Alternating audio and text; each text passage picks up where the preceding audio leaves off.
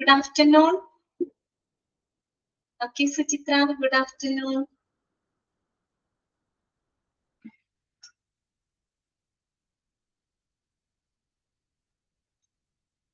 Okay, Pransha, Vinod, good afternoon.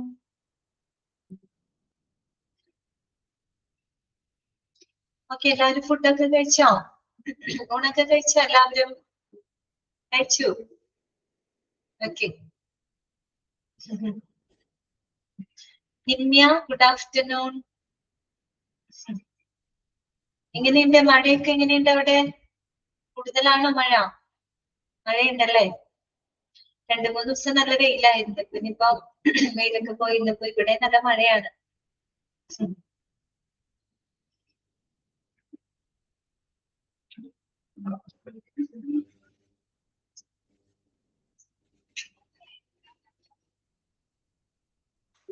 Okay, അപ്പൊ നമുക്ക് class start ചെയ്താലോ? എല്ലാവരും റെഡിയാണോ? ഓക്കെയാണ്, തുടങ്ങാം അല്ലേ? നമ്മള് ഇന്നത്തെ ക്ലാസ്സിൽ നമ്മള് ലാസ്റ്റ് പറഞ്ഞു നിർത്തിയത് കീ പെർഫോമൻസ് ഇൻഡിക്കേറ്റേഴ്സ് ആയിരുന്നു അല്ലെ? 32 എണ്ണമാണ് നമ്മൾ പഠിക്കുന്നത് കേട്ടോ. പ്രത്യേകിച്ച് NABH മാൻഡേറ്റ് ചെയ്തിട്ടുള്ള 32 കീ പെർഫോമൻസ് ഇൻഡിക്കേറ്റേഴ്സുകളാണ് നമ്മൾ ഇന്നത്തെ ക്ലാസ്സിൽ പറഞ്ഞത് കേട്ടോ. നിങ്ങളത് വായിച്ചു നോക്കിയോ? ആ 32 എണ്ണം വായിച്ചു നോക്കിയോ? ഏതെങ്കിലും പോയിന്റിൽ നിങ്ങൾക്ക് ഡൗട്ട് തോന്നിയോ? വായിച്ചു നോക്കിയില്ലേ എല്ലാവരും? കീ പെർഫോമൻസ് ഇൻഡിക്കേറ്റേഴ്സ് ഒക്കെ വായിച്ചു നോക്കിയല്ലോ അല്ലെ? അപ്പൊ വായിച്ചു നോക്കിയിട്ട് ക്ലിയർ അല്ലേ എല്ലാവർക്കും? ഓക്കെ ആണല്ലോ? അപ്പൊ അവിടെ ഈ പഠിച്ച നമ്മുടെ 32 കീ പെർഫോമൻസ് ഇൻഡിക്കേറ്റേഴ്സ് ഉണ്ടല്ലോ, അതിന്റെ ഫോർമുലയാണ് നിങ്ങൾ ക്വാളിറ്റി മാനേജ്മെന്റ് എന്ന് പറയുന്ന വേറൊരു ചാപ്റ്റർ ഉണ്ട് മൊഡ്യൂൾ 4 കേട്ടോ. ഓക്കെ, ഈ 32 എണ്ണത്തിന്റെ ഫോർമുലയാണ് നിങ്ങൾ അവിടെ പഠിക്കുന്നത്. അപ്പൊ നിങ്ങളോട് ചിലപ്പോ തന്നിട്ട് ചോദിക്കാം, താഴെ തന്നിരിക്കുന്നതില് കീ പെർഫോമൻസ് ഇൻഡിക്കേറ്റേഴ്സിൽ ഉൾപ്പെടുന്നത് ഏതാണ്, ഉൾപ്പെടാത്തത് ഏതാണ് എന്ന രീതിയിൽ ക്വസ്റ്റ്യൻ വരാം കേട്ടോ. അപ്പൊ അത് 1-2-3 തവണ വായിച്ച് ഉറപ്പിച്ചു വെക്കണം, കീ പെർഫോമൻസ് ഇൻഡിക്കേറ്റേഴ്സ് എന്തൊക്കെയാണെന്നുള്ളത് കേട്ടോ. ഓക്കെ, അപ്പോ നമുക്ക് ക്ലാസ്സിലോട്ട് കിടക്കാം. ഷെയർ ചെയ്യാൻ പറ്റണില്ല കേട്ടോ, ഈ സിസ്റ്റത്തിന്റെ എന്തോ പ്രശ്നമാണ്. കുറെ നേരമായി ഞാനിങ്ങനെ ട്രൈ ചെയ്യുന്നത്, ഷെയർ ചെയ്യാൻ പറ്റുന്നില്ല. കുറച്ചു നേരം നിങ്ങൾ എന്തായാലും ടെക്സ്റ്റിൽ നോക്കൂ കേട്ടോ. ഇന്നലെ ഇപ്പൊ ക്ലാസ് എനിക്ക് തോന്നുന്ന ഒരു 3/4 മണിക്കൂർ നമ്മൾ ഇങ്ങനെ ക്ലാസ് എടുത്തു. ക്ലാസ് കഴിയാൻ ഒരു 15 മിനിറ്റ് ഉള്ളപ്പോഴെങ്ങാണ്ടാണ് ഇന്നലെ ഷെയർ ആയത്. മിക്കവാറും ഇന്നും അങ്ങനെയൊക്കെ തന്നെ എനിക്ക് തോന്നുന്നു. ഷെയർ ആവണില്ല, നോക്കണ്ട. നിങ്ങളിപ്പോ തൽക്കാലം ടെക്സ്റ്റ് ബുക്കിൽ നോക്ക്, ടെക്സ്റ്റ് ബുക്ക് നോക്കിക്കോളൂ കേട്ടോ. അപ്പോ നമ്മൾ ഇന്നലെ കീ പെർഫോമൻസ് ഇൻഡിക്കേറ്റർ പറഞ്ഞു. ഇനി നമ്മൾ പഠിച്ചുകൊണ്ടിരിക്കുന്നത് NABH ഡോക്യുമെന്റേഷൻ റിക്വയർമെന്റ്സ് ആണ് കേട്ടോ. അതായത് NABHന്റെ അംഗീകാരം ലഭിക്കുന്നതിന് ഉണ്ടായിരിക്കേണ്ട എന്താണ് റിക്വയർമെന്റ്സുകള് അല്ലെ? അത് ആ ഒരു അംഗീകാരത്തിന് ഉണ്ടായിരിക്കേണ്ട കാര്യങ്ങൾ എന്തൊക്കെയാണ്, അതിന് വേണ്ട ഡോക്യുമെന്റ്സും അല്ലെ എന്തൊക്കെയാണെന്നാണ് നമ്മൾ കണ്ടുകൊണ്ടിരിക്കുന്നത്. ഒന്ന് ഇന്നലെ നമ്മൾ പറഞ്ഞതാണ് മാനുവൽസ് അല്ലെ. 3 കാര്യങ്ങളാണ്: ക്വാളിറ്റി, അതുപോലെ തന്നെ സേഫ്റ്റി, ഇൻഫെക്ഷൻ കൺട്രോൾ അല്ലെ. എന്നിവയ്ക്കായിട്ട് 3 മാനുവലുകൾ നിർബന്ധമായിട്ട് ആശുപത്രിയിൽ ഉണ്ടായിരിക്കണം. ആ മാനുവലുകള് എല്ലാ വർഷവും വിലയിരുത്തി പുതുക്കുകയും ചെയ്യുന്നു അല്ലെ. പിന്നെ നമ്മൾ പറഞ്ഞത് കമ്മിറ്റികളാണ്. ഒരു 8ഓളം കമ്മിറ്റികൾ നമ്മൾ പറഞ്ഞു അല്ലെ. NABHന്റെ അക്രഡിറ്റേഷൻ ലഭിക്കണമെങ്കിൽ ഈ കമ്മിറ്റികൾ നിർബന്ധമായിട്ട് ഹോസ്പിറ്റലിൽ ഉണ്ടായിരിക്കണം. മൂന്നാമത് നമ്മൾ പറഞ്ഞതാണ് കീ പെർഫോമൻസ് ഇൻഡിക്കേറ്റേഴ്സ് എന്ന് പറയുന്നത്. 32 കീ പെർഫോമൻസ് ഇൻഡിക്കേറ്റേഴ്സ് എന്തിനു വേണ്ടിയിട്ടാണ്? നമ്മുടെ ഹോസ്പിറ്റലിൽ കൊടുക്കുന്ന ആ ഒരു സേവനങ്ങളുടെ ക്വാളിറ്റി അല്ലെ, അത് നമ്മൾ എത്രത്തോളം ഉണ്ട് അല്ലെ, ഇപ്പൊ നമ്മുടെ പോരായ്മകളും മറ്റുമൊക്കെ ഏതൊക്കെ മേഖലകളിലാണ് പോരായ്മകൾ ഉള്ളത് അല്ലെ, നമ്മൾ ഉദ്ദേശിച്ച ലക്ഷ്യങ്ങൾ നമുക്ക് എത്രത്തോളം കൈവരിക്കാനായിട്ട് സാധിക്കുന്നുണ്ട് അല്ലെ, ഇതൊക്കെ അളക്കുന്നതിന് വേണ്ടിയിട്ട് ഉപയോഗിക്കുന്നതാണ് എന്ത്, ഈ പറയുന്ന കീ പെർഫോമൻസ് ഇൻഡിക്കേറ്റേഴ്സ് കേട്ടോ. അപ്പൊ ആ 3 റിക്വയർമെന്റ്സുകൾ നമ്മൾ പഠിച്ചു കഴിഞ്ഞു. ഇനി അടുത്തത് 4ാമതൊരു റിക്വയർമെന്റ് എന്താ പറയുന്നത് നോക്കിയേ, സൈനേജ് ആണ് കേട്ടോ. Signage that includes patient rights and responsibility ആണ്. Signage that includes patient rights and responsibility. ബ്രാക്കറ്റില് ബൈലിംഗ്വൽ എന്ന് കൊടുത്തിട്ടുണ്ട്. അതായത് നമ്മൾ രോഗിയുടെ അവകാശങ്ങളും അവരുടെ ഉത്തരവാദിത്തങ്ങളും കുറഞ്ഞത് 2 ഭാഷകളിലെങ്കിലും ഒരു ആശുപത്രിയിൽ പ്രദർശിപ്പിച്ചിരിക്കണം. ബൈലിംഗ്വൽ ആണ്, 2 ഭാഷകളില്. നമ്മൾ ആശുപത്രിയിലൊക്കെ പോകുമ്പോൾ നമ്മൾ ശ്രദ്ധിച്ചിട്ടുണ്ടാവും അല്ലെ, ലാബിലാണെങ്കിലും നമ്മള് സ്കാനൊക്കെ ചെയ്യാൻ പോകുന്ന സ്ഥലത്താണെങ്കിലും പല നിർദ്ദേശങ്ങളും കാര്യങ്ങളൊക്കെ എഴുതിയത് മലയാളത്തിൽ മാത്രമായിരിക്കില്ല അല്ലെ, ഇംഗ്ലീഷിൽ ഉണ്ടാവും അല്ലെ, മലയാളത്തിൽ ഇംഗ്ലീഷിൽ എഴുതുന്നത് നിങ്ങൾ കണ്ടിട്ടുണ്ടാവും. അപ്പൊ ഇതുപോലെ പേഷ്യൻസിന്റെ അവകാശങ്ങള്, അവരുടെ ഉത്തരവാദിത്തങ്ങൾ കുറഞ്ഞത് 2 ഭാഷകളിലെങ്കിലും പ്രദർശിപ്പിച്ചിരിക്കണം. സൈനേജ് ഉണ്ട്. സൈനേജ് എന്ന് വെച്ചാൽ അവിടെ ആ ബോർഡുകൾ ഇതൊക്കെ ഉണ്ടാവില്ലേ, രോഗികളുടെ അവകാശങ്ങളും അവരുടെ ഉത്തരവാദിത്തങ്ങളൊക്കെ കുറഞ്ഞത് 2 ഭാഷകളിലെങ്കിലും ചെയ്തിരിക്കണം, പ്രദർശിപ്പിച്ചിരിക്കണം. മലയാളത്തിലും ഇംഗ്ലീഷിലും ഉണ്ടായിരിക്കണം കേട്ടോ. അത് മലയാളം ഇംഗ്ലീഷിൽ നിന്ന് അങ്ങനെ പറയുന്നില്ല, ഞാൻ പറഞ്ഞാണ് അതങ്ങനെയല്ല, 2 ഭാഷകളിൽ ഉണ്ടായിരിക്കണം. അപ്പൊ നമ്മുടെ നാട്ടിലൊക്കെ അങ്ങനെയാണല്ലോ നമ്മൾ കണ്ടിരിക്കുന്നത്, മലയാളത്തിലും എഴുതുന്നത് ഇംഗ്ലീഷിലും എഴുതുന്നുണ്ടാവും. ഓക്കെ, അടുത്തതാണ് സ്റ്റാഫ് ട്രെയിനിങ് റെക്കോർഡ്. അതുപോലെ നമ്മൾ ആശുപത്രിയിലെ ജീവനക്കാർക്ക് പരിശീലനം കൊടുക്കുന്നതുമായിട്ട് ബന്ധപ്പെട്ട വിവരങ്ങൾ കൃത്യമായിട്ട് രേഖപ്പെടുത്തുന്ന ട്രെയിനിങ് റെക്കോർഡ് ഉണ്ടാവണം. സ്റ്റാഫ് ട്രെയിനിങ് റെക്കോർഡുകൾ കീപ്പ് ചെയ്തിരിക്കണം.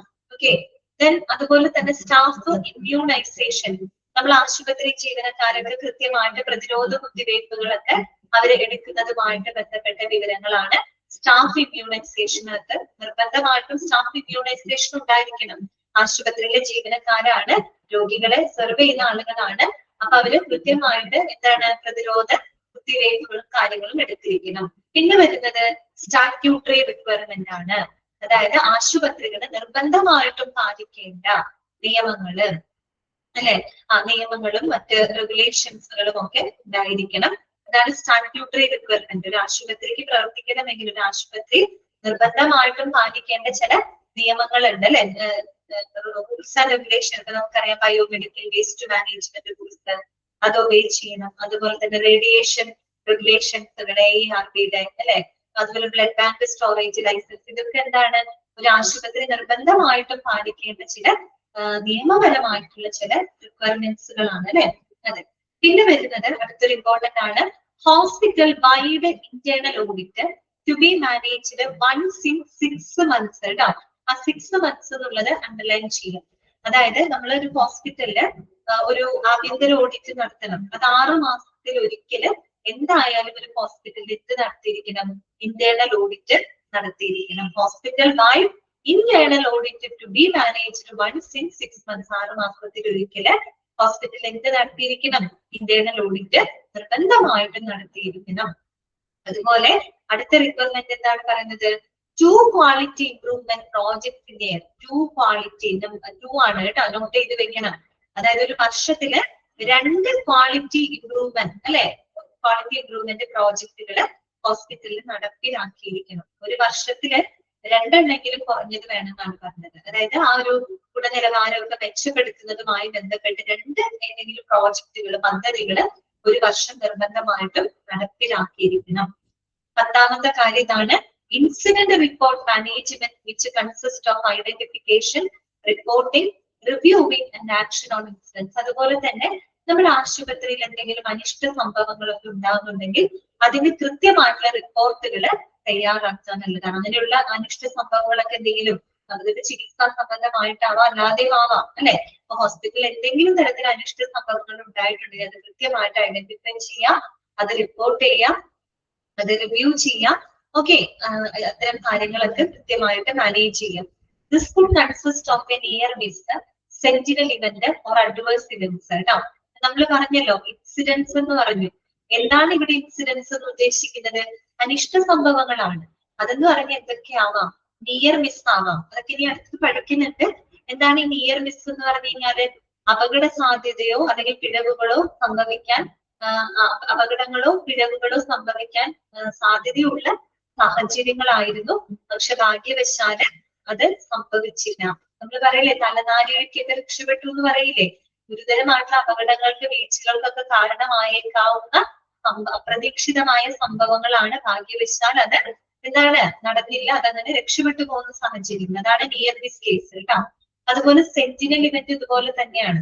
അതായത് നമ്മള് ഒരു രോഗിക്ക് ഇപ്പൊ മരണോ അല്ലെങ്കിൽ ഗുരുതരമായിട്ടുള്ള മാനസിക ശാരീരിക അവസ്ഥകളിലേക്കൊക്കെ നയിക്കുന്ന അപ്രതീക്ഷിതമായിട്ടുള്ള സംഭവങ്ങളാണ് സെന്റിനൽ ഇവന്റ് എന്ന് പറയുന്നത് കേട്ടോ.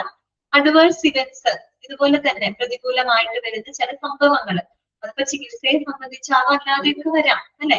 അപ്പൊ അങ്ങനെയുള്ള ഇൻസിഡൻസുകള് അത് കൃത്യമായിട്ട് ഐഡന്റിഫൈ ചെയ്ത്, റിപ്പോർട്ട് ചെയ്ത്, റിവ്യൂ ചെയ്ത് നമ്മൾ എന്ത് ആക്ഷൻ ആണ്, അത് പിന്നീട് അത്തരം ഇൻസിഡൻസ് ഉണ്ടാകാതിരിക്കാൻ എന്തൊക്കെ നടപടിക്രമങ്ങൾ നമ്മൾ എന്താണ് നടത്തുന്നുണ്ട്, ഇതെല്ലാം ഉൾപ്പെടുത്തിക്കൊണ്ടുള്ള ഒരു റിപ്പോർട്ട് മാനേജ്മെന്റ് ഏതൊരു ഹോസ്പിറ്റലിൽ നിർബന്ധമായിട്ടും ഉണ്ടായിരിക്കണം. അത് 10 കാര്യങ്ങളാണ് നമ്മൾ അതിനകത്ത് പഠിച്ചത്. NABHന്റെ ഡോക്യുമെന്റേഷൻ റിക്വയർമെന്റ്, NABHന്റെ അക്രഡിറ്റേഷൻ ലഭിക്കുന്നതിന് ഉണ്ടായിരിക്കേണ്ട 10 റിക്വയർമെന്റ്സ്. ഒന്നെന്തായിരുന്നു? Manuals. 2 committee. 3 key performance indicator. 4 എന്താ നമ്മൾ പറഞ്ഞേ? സൈനേജ് അല്ലെ?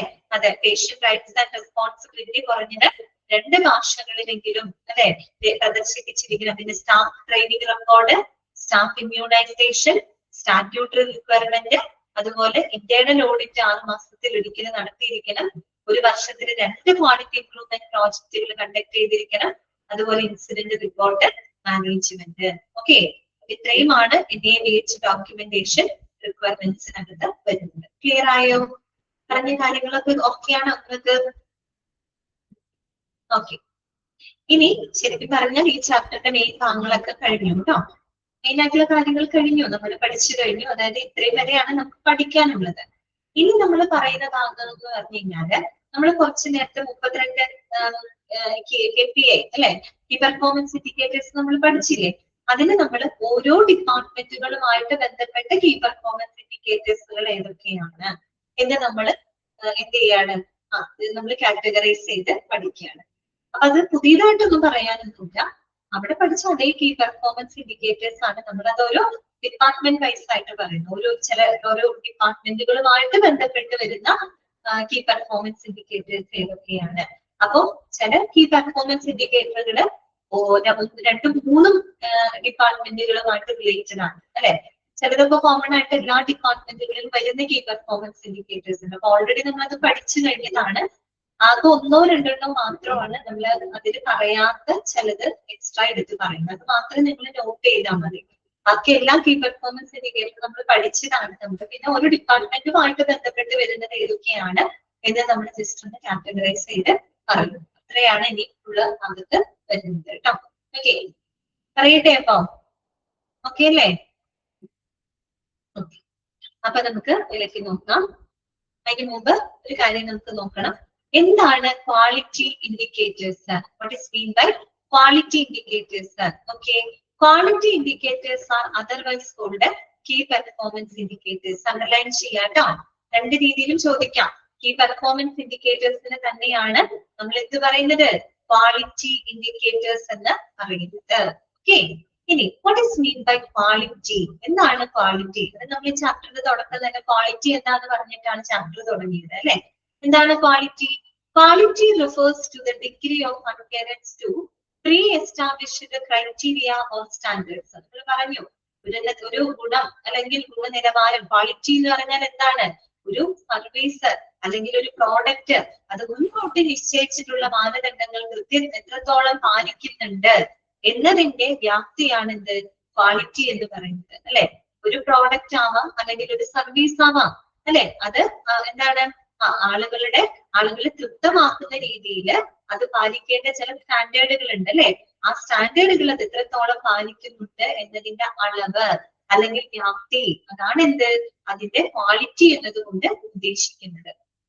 Okay, then what is indicators? അതിന് മുമ്പ് സ്റ്റാൻഡേർഡ് എന്താണെന്നറിയാം. സ്റ്റാൻഡേർഡ് ഒക്കെ നമ്മൾ പഠിച്ചിട്ടുണ്ട്. സ്റ്റാൻഡേർഡ് എന്ന് പറഞ്ഞാൽ ഒരു സ്ഥാപനം അല്ലെ, ഒരു സ്ഥാപനം എത്ര നിലവാരത്തിൽ പ്രവർത്തിക്കണം, എത്ര നിലവാരത്തില് ഒരു സ്ഥാപനം പ്രവർത്തിക്കണം എന്ന് നിശ്ചയിക്കുന്ന ചില മാനദണ്ഡങ്ങള്, നിയമങ്ങള്, അതൊക്കെയാണ് എന്ത്?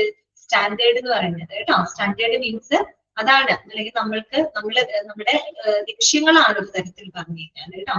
അതായത് ഒരു ഓർഗനൈസേഷൻ അത് എത്ര നിലവാരത്തിൽ പ്രവർത്തിക്കണം എന്ന് മുൻകൂട്ടി നിശ്ചയിക്കുന്ന ചില നിയമങ്ങള്, മാനദണ്ഡങ്ങള്, അതാണ് എന്ത്? സ്റ്റാൻഡേർഡ് എന്ന് പറയുന്നത്. ഓക്കെ, ഇനി ഇവിടെ ഇൻഡിക്കേറ്റേഴ്സ് എന്ന് പറഞ്ഞാൽ എന്താണ്? It is A statistical measure of the performance of function, system or process over A period of time. നമ്മൾ നേരത്തെ ഒരു സ്റ്റാൻഡേർഡിനെ പറ്റി പറഞ്ഞു.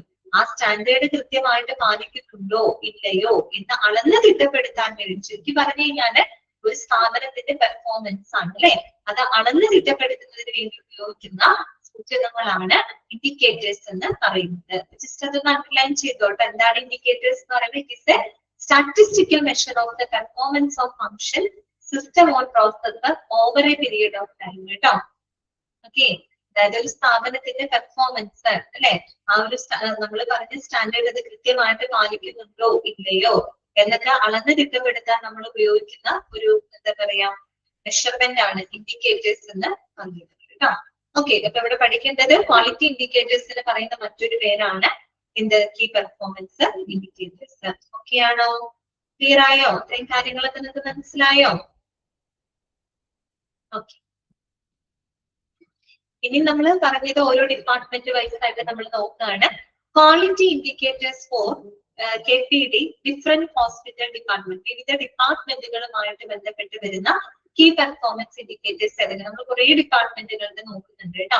നിങ്ങൾ അവിടെ പഠിക്കണം. ചിലപ്പോൾ നിങ്ങളോട് ക്വസ്റ്റ്യനിൽ വരും താഴെ തന്നിരിക്കുന്നവര് ഇന്ന ഡിപ്പാർട്ട്മെന്റുമായിട്ട് ബന്ധപ്പെട്ട കീ പെർഫോമൻസ് ഇൻഡിക്കേറ്റർ ഏതാണ് എന്ന് ചോദിക്കാം. ഓക്കെ, അപ്പൊ അത് നിങ്ങൾക്ക് അറിയാൻ പറ്റണം. ആദ്യം നമ്മൾ നോക്കുന്നത് നഴ്സിംഗ് ഡിപ്പാർട്ട്മെന്റ് ആണ് കേട്ടോ. നഴ്സിംഗ് ഡിപ്പാർട്ട്മെന്റുമായിട്ട് ബന്ധപ്പെട്ട് വരുന്ന കീ പെർഫോമൻസ് ഇൻഡിക്കേറ്റേഴ്സ് എന്തൊക്കെയാണ്? നമ്മൾ നേരത്തെ പഠിച്ച കീ പെർഫോമൻസ് ഇൻഡിക്കേറ്ററിൽ നഴ്സിംഗ് ഡിപ്പാർട്ട്മെന്റുമായിട്ട് ബന്ധപ്പെട്ട് വരുന്നത് ഏതൊക്കെയാണ്? ഫസ്റ്റ് വൺ എന്താണ്? Time for initial evaluation of in patient of indoor patient. നമ്മളവിടെ പറഞ്ഞല്ലോ, അതായത് ഒരു അഡ്മിറ്റ് ആയ പേഷ്യൻസിനെ ഒരു രോഗിയെ അഡ്മിറ്റ് ചെയ്ത് അവരുടെ ഡോക്ടർ വന്ന് ആദ്യമായിട്ട് അവരെ പരിശോധന നടത്തി പൂർത്തിയാക്കാൻ എടുക്കുന്ന സമയം, പ്രാഥമിക വിലയിരുത്തലിന് എടുക്കുന്ന സമയം അല്ലെ. രണ്ടാമത്തെ എന്താണ്? Percentage of in patient cases.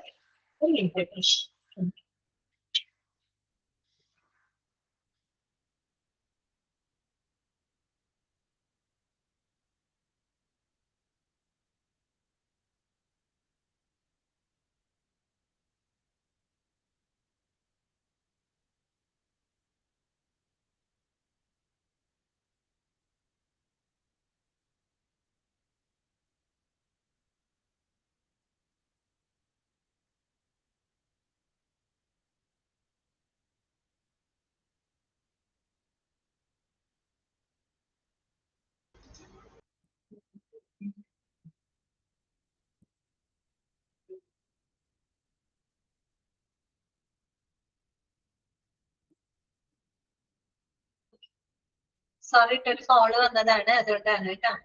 Call വന്നപ്പോ പിന്നെ വേഗം എടുക്കേണ്ടത് അതുകൊണ്ടാണ് കേട്ടോ. നമ്മൾ പറഞ്ഞത് എന്തായിരുന്നു? Time for initial evaluation of inpatient or indoor patients കേട്ടോ. ഇൻപേഷ്യൻസ് അഥവാ ഇൻഡോർ പേഷ്യൻസ്, അതായത് നമ്മൾ ഹോസ്പിറ്റലിൽ രോഗികളെ അഡ്മിറ്റ് ചെയ്ത് അവരെ ആദ്യമായിട്ട് ഡോക്ടർ വന്ന് ആ ഒരു പരിശോധിച്ച് അല്ലെ, ആ പരിശോധന പൂർത്തിയാക്കാൻ എടുക്കുന്ന സമയം അല്ലെ. ഓക്കെ, അതാണ്. പിന്നെ രണ്ടാമത്തെ എന്താണ്? Percentage of in patient cases in which nursing care plan is documented. അതുപോലെ അഡ്മിറ്റ് ആയിട്ടുള്ള രോഗികളില് കൃത്യമായിട്ടുള്ള നഴ്സിംഗ് കെയർ പ്ലാൻ രേഖപ്പെടുത്തിയിട്ടുള്ള കേസുകളുടെ ശതമാനം. മനസ്സിലായോ? അതായത് അഡ്മിറ്റ് ആയിട്ട് കിടക്കുന്ന പേഷ്യൻസിന് കൃത്യമായിട്ട് നഴ്സിംഗ് കെയർ പ്ലാൻ ഡോക്യുമെന്റ് രേഖപ്പെടുത്തിയിട്ടുള്ള ഇൻപേഷ്യന്റ് കേസുകളുടെ ശതമാനം. നമ്മളൊരു തരത്തില് ഹോസ്പിറ്റലിൽ കൊടുക്കുന്ന ഓരോ സേവനങ്ങളുടെയും ക്വാളിറ്റിയാണ് നമ്മൾ അവിടെ നോക്കുന്നത് അല്ലെ. Okay, percentage of in patient cases in which the nursing care plan, കൃത്യമായിട്ട് നഴ്സിംഗ് കെയർ പ്ലാൻ ഡോക്യുമെന്റ് രേഖപ്പെടുത്തിയിട്ടുള്ള ഇൻ പേഷ്യന്റ് കേസുകളുടെ ശതമാനം. അടുത്തത് എന്താണ്? പെർസെന്റേജ് ഓഫ് മെഡിക്കേഷൻ എറർ, മരുന്നുകൾ നൽകുന്നതിൽ വന്നിട്ടുള്ള പിഴവുകളുടെ ശതമാനം. മെഡിക്കേഷൻ എറർ കേട്ടോ. മരുന്നുകൾ നൽകുന്നതിലുള്ള പിഴവെന്ന് പറയുമ്പോൾ മരുന്ന് തെറ്റിക്കൊടുക്കാം, മാറിക്കൊടുക്കാം അല്ലെ. ഇതൊക്കെ മെഡിക്കേഷൻ നൽകാതിരിക്കാം, ഇതൊക്കെ മെഡിക്കേഷൻ എററാണ് കേട്ടോ. അപ്പൊ മരുന്നുകൾ നൽകുന്നതിൽ വന്നിട്ടുള്ള പിഴവുകളുടെ ശതമാനം. ഓക്കെ, പിന്നെന്താണ്?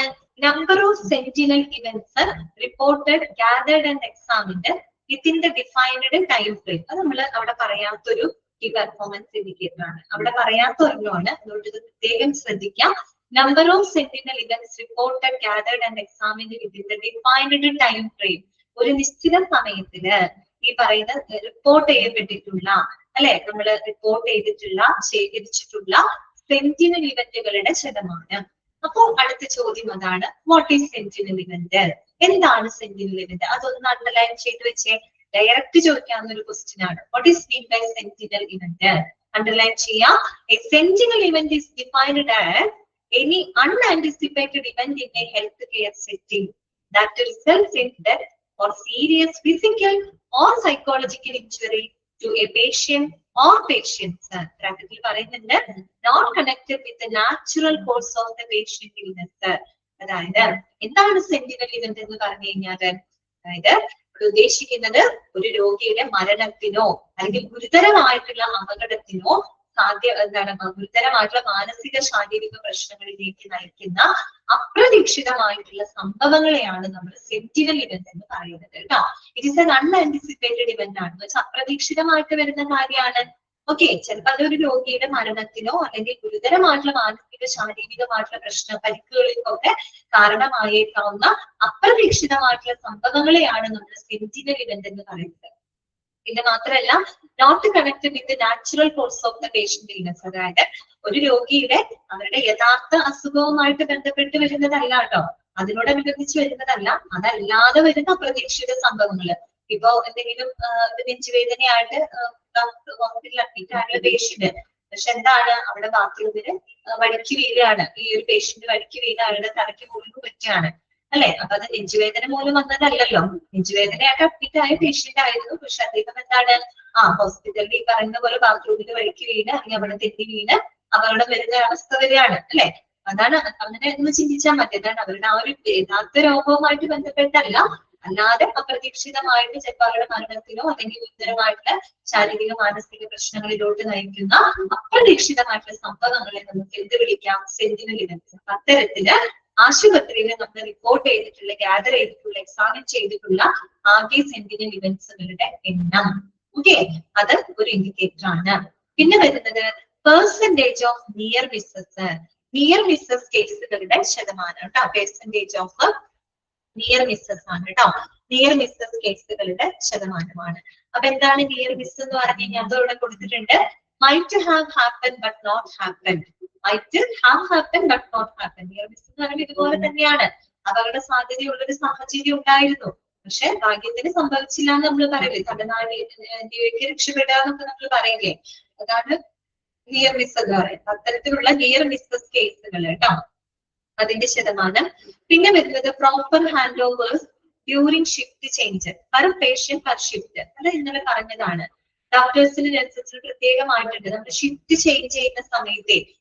ചെയ്യുന്ന സമയത്ത് കൃത്യമായിട്ട് എന്താണ് ഹാൻഡ് ഓവർ ചെയ്യപ്പെട്ടിട്ടുള്ള കേസുകളുടെ ശതമാനം. ഇപ്പൊ ഡോക്ടർ ആയാലും നഴ്സ് ആണെങ്കിലും അവരുടെ ഷിഫ്റ്റ് ചേഞ്ച് ചെയ്യുന്ന സമയത്ത് അവർ നോക്കുന്ന രോഗികളുടെ കംപ്ലീറ്റ് വിവരങ്ങൾ അടുത്ത ആളുകൾക്ക് പ്രോപ്പർ ആയിട്ട് എന്ത് ചെയ്യണം, ഹാൻഡ് ഓവർ ചെയ്തിരിക്കണം. അങ്ങനെ ഷിഫ്റ്റ് ചേഞ്ച് ചെയ്യുന്ന സമയത്ത് പ്രോപ്പർ ഹാൻഡ് ഓവർ നടന്നിട്ടുള്ള കേസുകളുടെ എണ്ണം. പിന്നെ അടുത്തത് incidents of patient identification errors. Incidents of patient identification, അതായത് രോഗികളുടെ തിരിച്ചറിയുന്നതിന് തെറ്റ് വന്നിട്ടുള്ളതിന്റെ എണ്ണമാണ് കേട്ടോ. അതായത് നമ്മൾ രോഗികളെ തിരിച്ചറിയുന്നതുമായിട്ട് ബന്ധപ്പെട്ട രോഗിയെ എന്താണ് നമ്മളെ രോഗിയെ മാറിപ്പോകുന്ന അവസ്ഥയിലെ ഐഡന്റിഫിക്കേഷൻ മാറിപ്പോവുക, രോഗിയെ മാറിപ്പോകുന്ന സാഹചര്യങ്ങളുടെ അല്ലെ, അങ്ങനെ ഉണ്ടാകുന്ന സാഹചര്യങ്ങളുടെ എണ്ണമാണ് കേട്ടോ. അതായത് ഐഡന്റിറ്റി മാറിപ്പോവില്ലേ രോഗികളുടെ, അതാണ് പേഷ്യന്റ് ഐഡന്റിഫിക്കേഷൻ എറേഴ്സ്. രോഗിയെ തിരിച്ചറിഞ്ഞ രോഗിയെ മാറിപ്പോകുന്ന കേസുകളുടെ എണ്ണം. പിന്നെ adherence to hand hygiene practice, കൈ ശുചിത്വം പാലിക്കുന്നതിന്റെ ശതമാനം. Adherence to hand hygiene practice, കൈ ശുചിത്വം പാലിക്കുന്നതിന്റെ ശതമാനം. പിന്നെ nurse to patient ratio for ICU എന്നാണ്, ICU വാർഡുകളിലുള്ള നഴ്സ് ടു പേഷ്യന്റ് റേഷ്യോ. ഇത്രയുമാണ് നമ്മുടെ നഴ്സിംഗ് ഡിപ്പാർട്ട്മെന്റുമായിട്ട് ബന്ധപ്പെട്ട് വരുന്ന key performance indicators. Okay, clear ആണോ? ഓക്കെ ആണോ?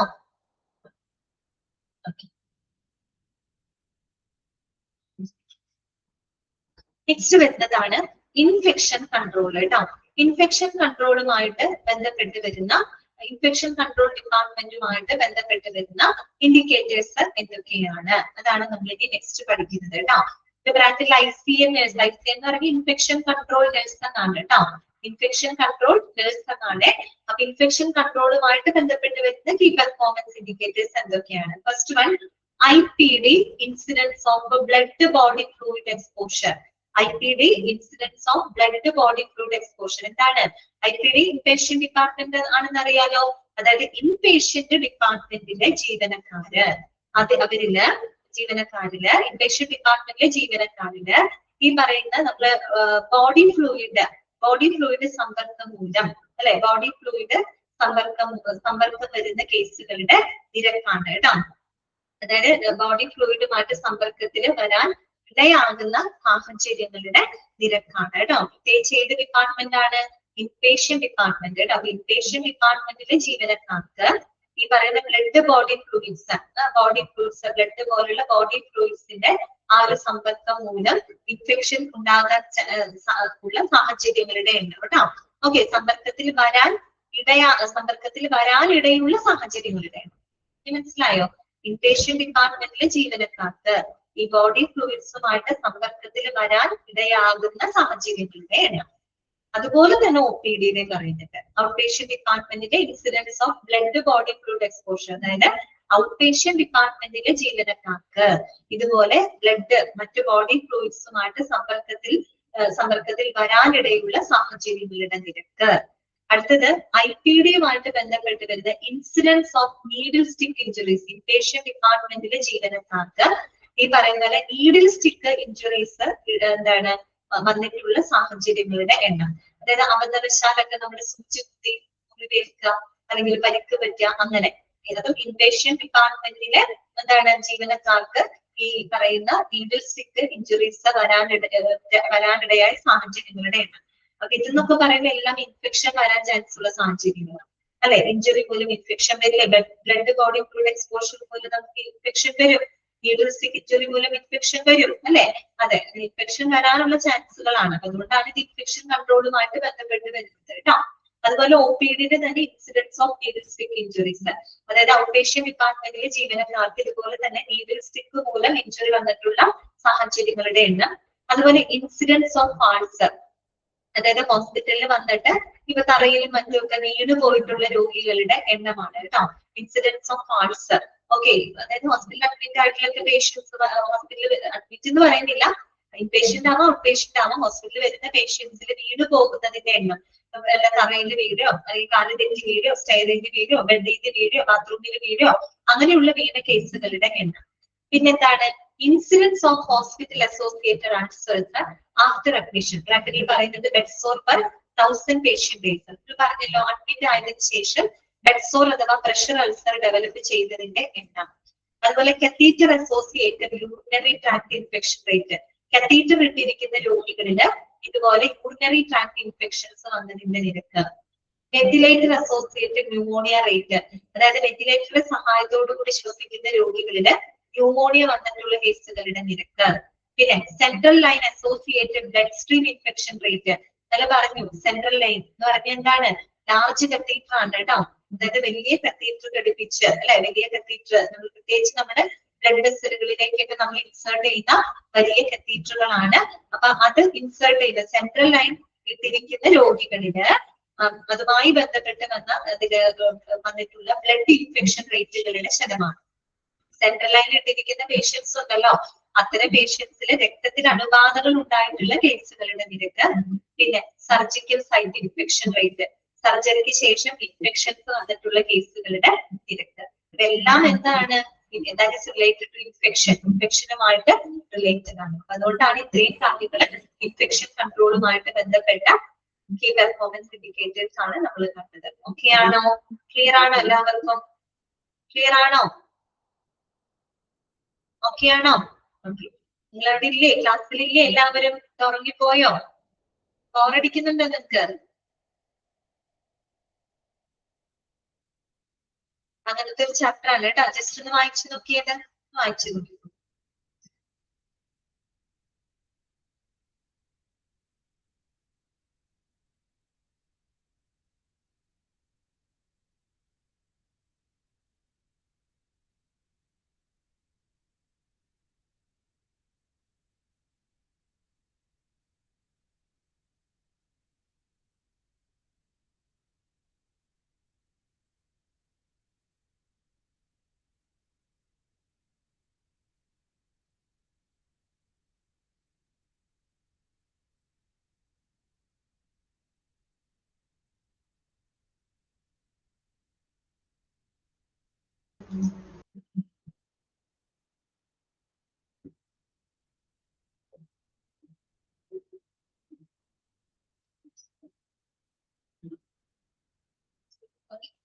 നെക്സ്റ്റ് വരുന്നതാണ് ICU ഓർ എമർജൻസി ട്ടോ.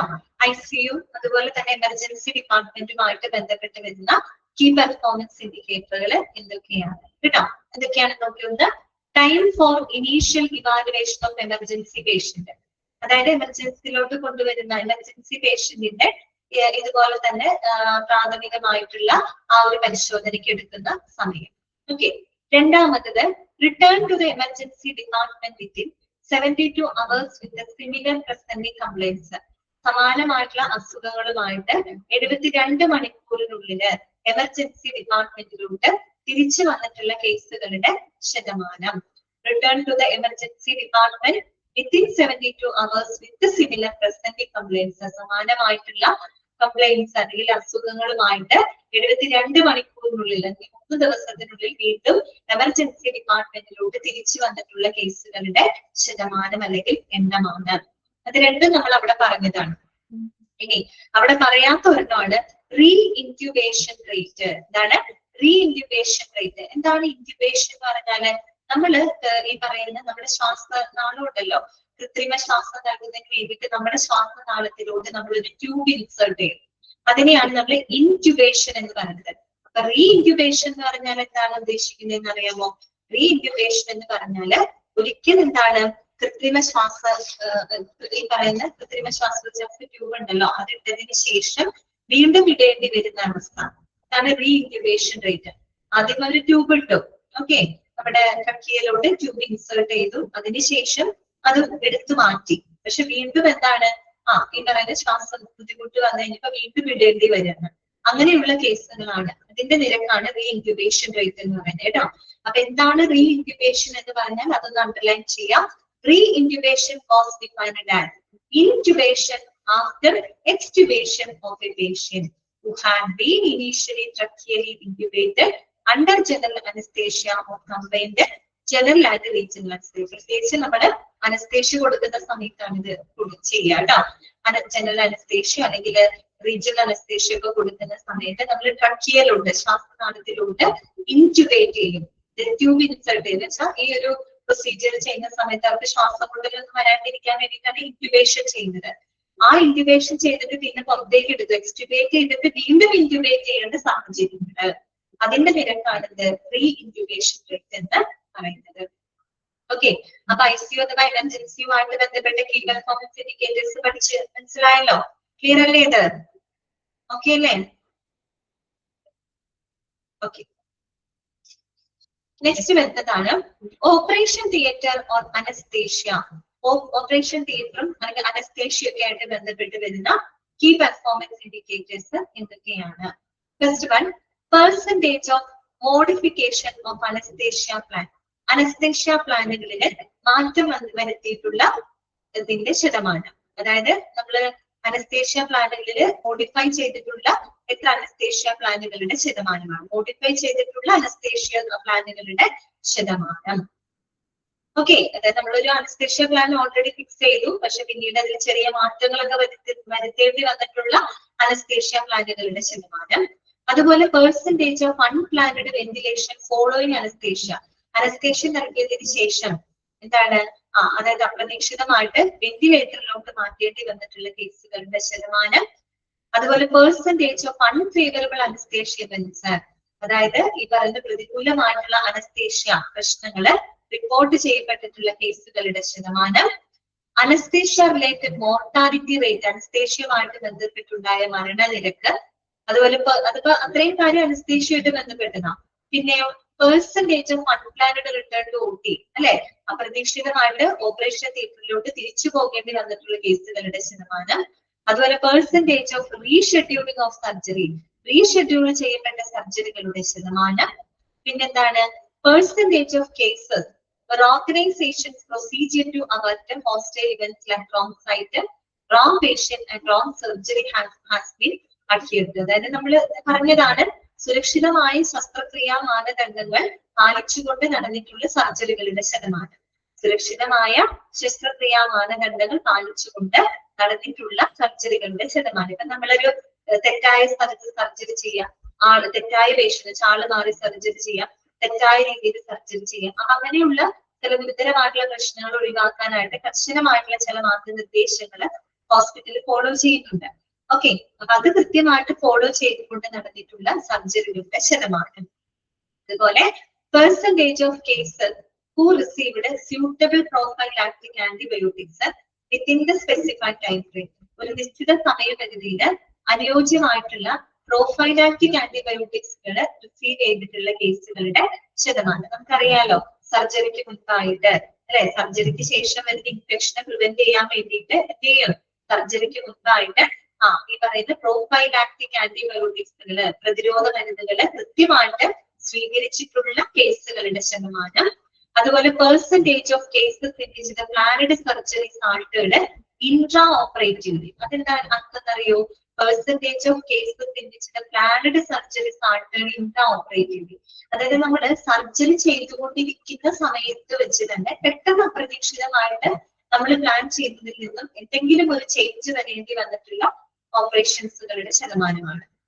ഓൾറെഡി ഇപ്പൊ സർജറി ചെയ്തുകൊണ്ടിരിക്കുക, പക്ഷെ പെട്ടെന്ന് എന്തെങ്കിലും സിവിയർ ബ്ലീഡിങ്ങോ അല്ലെങ്കിൽ മറ്റെന്തെങ്കിലും ബുദ്ധിമുട്ടോ കണ്ടത് മൂലം നമുക്ക് ആ ചെയ്തുകൊണ്ടിരിക്കുന്ന സർജറിയിൽ മാറ്റം വരുത്തേണ്ടി വരികയാണ്. അങ്ങനെയുള്ള കേസുകളുടെ ശതമാനം. അതുപോലെ re exploration rate. Re exploration rate എന്ന് പറഞ്ഞു കഴിഞ്ഞാൽ ഇതുപോലെ തന്നെയാണ്. അതായത് നമ്മൾ സർജറി ചെയ്ത് അതിനുശേഷം വീണ്ടും അതേ സ്ഥലത്ത് വീണ്ടും എന്താണ് എന്തെങ്കിലും അൺഎക്സ്പെക്ടഡ് ആയിട്ട് സർജറി ചെയ്യേണ്ടി വരാം. നമ്മൾ സർജറി കഴിഞ്ഞ് തുന്നിക്കെട്ടി എല്ലാം ചെയ്തു, പക്ഷെ പെട്ടെന്ന് അതിനുള്ളിൽ വെച്ച് എന്തെങ്കിലും ഉപകരണങ്ങൾ വെച്ച് മറക്കുകയാണെങ്കിൽ വീണ്ടും അതേ ഭാഗം നമുക്ക് റീഓപ്പറേറ്റ് ചെയ്യേണ്ടതായിട്ട് വരും അല്ലെ. അത് തന്നെയാണ് റീ എക്സ്പ്ലോറേഷൻ റേറ്റ് എന്ന് ഉദ്ദേശിക്കുന്നത്. ഞാൻ വരുന്നത് OT യൂട്ടിലൈസേഷൻ റേറ്റ്. ഓപ്പറേഷൻ തിയേറ്ററിന്റെ യൂട്ടിലൈസേഷൻ റേറ്റ്, ഓപ്പറേഷൻ തിയേറ്റർ ഉപയോഗിക്കുന്നതിന്റെ നിരക്ക്. ഒരു നിശ്ചിത സമയത്ത്, ഒരു നിശ്ചിത കാലയളവില് ഓപ്പറേഷൻ തിയേറ്റർ എത്രത്തോളം അവിടെ ഉപയോഗിക്കപ്പെട്ടിട്ടുണ്ട് അല്ലെ എന്നതിന്റെ നിരക്ക്. ഓക്കെ, ഇതൊക്കെയാണ് ഓപ്പറേഷൻ തിയേറ്ററും അനസ്തേഷ്യയുമായിട്ട് ബന്ധപ്പെട്ട് വരുന്ന കീ പെർഫോമൻസ് ഇൻഡിക്കേറ്റേഴ്സ്. ഇതൊക്കെയാണ്. ഓക്കെ, ക്ലിയർ ആണോ? മനസ്സിലായോ? ഓക്കെ, ജസ്റ്റ് ഒന്ന് വായിച്ചു നോക്കിയത്.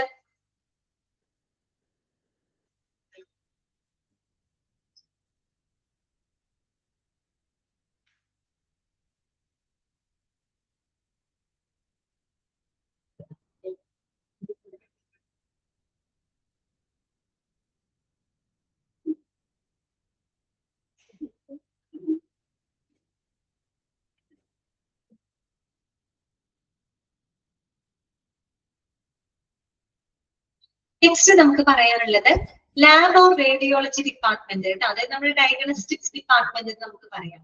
ലബോറട്ടറി റേഡിയോളജി ഡിപ്പാർട്ട്മെന്റുമായിട്ട് ബന്ധപ്പെട്ട് വരുന്ന കീ പെർഫോമൻസ് ഇൻഡിക്കേറ്റേഴ്സ് ഏതൊക്കെയാണ്? First one, number of reporting errors per 1000 investigation. അതായത് ഒരു 1000 പരിശോധനകളില് എന്താണ് റിപ്പോർട്ട് ചെയ്യപ്പെട്ടിട്ടുള്ള പിഴവുകളുടെ എണ്ണം അഥവാ തെറ്റുകളുടെ എണ്ണം. 1000 ഇൻവെസ്റ്റിഗേഷൻസ്, 1000 പരിശോധനകളില് റിപ്പോർട്ട് ചെയ്യപ്പെട്ടിട്ടുള്ള പിഴവുകളുടെ എണ്ണം. അതുപോലെ റേറ്റ് ഓഫ് റീടെസ്റ്റ്, വീണ്ടും ചെയ്യേണ്ടി വന്ന കേസുകളുടെ നിരക്ക്. ഇപ്പൊ ലാബ് ടെസ്റ്റ്, ആദ്യത്തെ ടെസ്റ്റ് ഫ്ലോപ്പ് ആയി അല്ലെങ്കിൽ ആദ്യത്തെ ടെസ്റ്റിൽ എന്തെങ്കിലും പ്രശ്നം വന്നു, രണ്ടാമത് ആ ടെസ്റ്റ് ചെയ്യും അല്ലെ. അതുപോലെ തന്നെയാണ് റേഡിയോളജി ടെസ്റ്റ് ആദ്യത്തെ തവണ ചെയ്തു, ശരിയായില്ല, രണ്ടാമത് ചെയ്യേണ്ടി വരും. അങ്ങനെ rate of retest. Okay, rate of retest രണ്ടാമത് ചെയ്യേണ്ടി, റീടെസ്റ്റ് മീൻസ് അതാണ് ചെയ്യേണ്ടി വരും, രണ്ടാമത് ചെയ്യേണ്ടി വരുന്ന കേസുകളുടെ നിരക്ക്. അതുപോലെ percentage of laboratory reports correlating with clinical diagnosis. എന്താണ് percentage of lab reports correlating with clinical diagnosis? അതായത് ഡോക്ടറുടെ ഡയഗ്നോസിസുമായിട്ട് ഒത്തുപോകുന്ന ലാബ് റിപ്പോർട്ടുകളുടെ ശതമാനം എന്ന് പറഞ്ഞു കഴിഞ്ഞാല്, ഇപ്പൊ ഒരു രോഗിയെ ഡോക്ടർ പരിശോധിക്കുകയാണ്. അപ്പൊ ഒരു ഡോക്ടർ അവരുടെ പരിശോധനയിൽ നിന്ന് ഡോക്ടർ ഒരു അസംഷനിൽ എത്തിയിട്ടുണ്ടാവും, ഇന്ന രോഗമാവാൻ ചാൻസ് ഉണ്ട്, അല്ലെങ്കിൽ ഇന്നതാണ് ഡയഗ്നോസിസ് എന്നുള്ളത് ഡോക്ടർ തീരുമാനിച്ചിട്ടുണ്ടാവും, അല്ലെങ്കിൽ ഡോക്ടർ കണ്ടെത്തിയിട്ടുണ്ടാവും. അത് കൺഫേം ചെയ്യുന്നതിന്റെ ഭാഗമായിട്ടായിരിക്കാം ഒരുപക്ഷെ ഡോക്ടർ ഒരു ലാബ് ടെസ്റ്റോ അല്ലെങ്കിൽ ഒരു റേഡിയോളജി ടെസ്റ്റോ ഒക്കെ പ്രിസ്ക്രൈബ് ചെയ്യുന്നത്. അപ്പൊ അങ്ങനെ ലാബ് ടെസ്റ്റ് ചെയ്ത് കഴിയുമ്പോൾ